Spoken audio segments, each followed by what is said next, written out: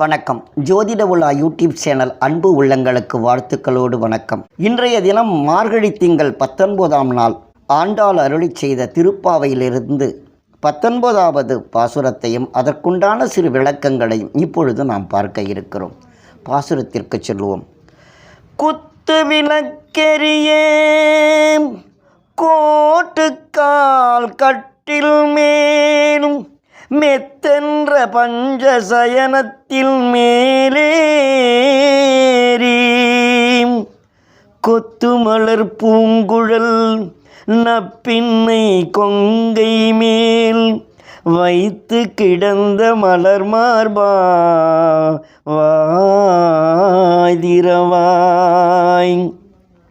மைத்தடம் கண்ணினாய் நீ உன் மணாளனை எத்தனை போதும் துயிலெழ ஒட்டாய்கான் எத்தனை ஏலும் பிரிவாற்றகில்லாயால் தத்துவமன்று தகவேலோர் எம்பாவா.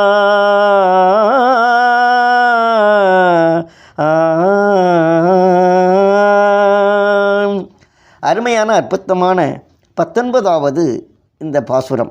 கண்ணனுடைய வீட்டிலே, நந்தகோபனுடைய வீட்டில் குத்து விளக்கெரிய கோட்டுக்கால் கட்டில் மேல் மெத்தென்ற பஞ்ச சயனத்தின் மேலேறி என்று சொல்லுகிறார். குத்து விளக்கு எரிஞ்சுக்கிட்டு இருக்குது.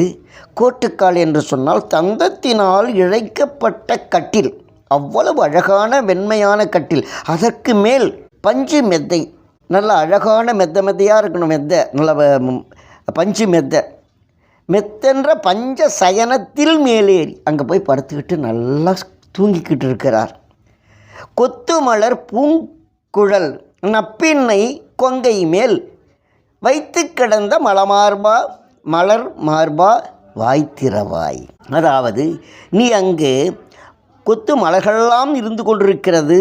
அங்கே அருமையான அந்த வாச மலர்களின் மேல் அதை அப்படியே மயங்கி தூங்கிக்கிட்டு இருக்கிறியே, இது நியாயமா?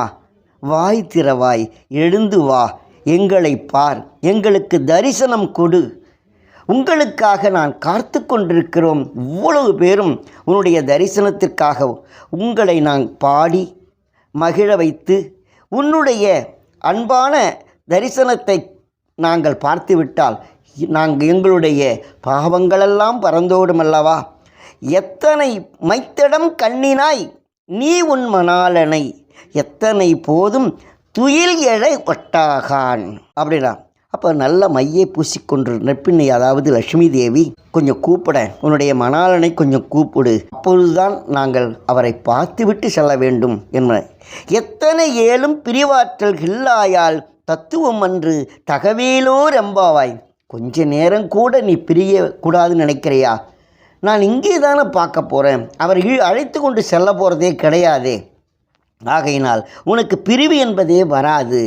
ஆனால் இந்த ஒரே ஒரு முறை அவரை எழுப்பி எங்களோடு தரிசனத்தை கொடுத்து எங்களோடு பாடி பரவசம் செய்ய வேண்டும் என்பதற்காகத்தான் ஒரு ஆசையோடு வந்திருக்கின்றோம். தத்துவம் அன்று தகவேலோர் அம்பாவாய். நீ தடங்கள் சொல்லாத, அதால் நீ அந்த தகவலை அவரிடம் சொல்லி எழுப்பி எங்களை தரிசனம் கொடு என்று அருமையான அற்புதமான இந்த 19வது பாசுரத்தை வைத்திருக்கிறார். நாளைய தினம் 20வது பாசுரமும் அதற்குண்டான சிறு விளக்கங்களையும் கேட்டு மகிழ்வோம். வணக்கம்.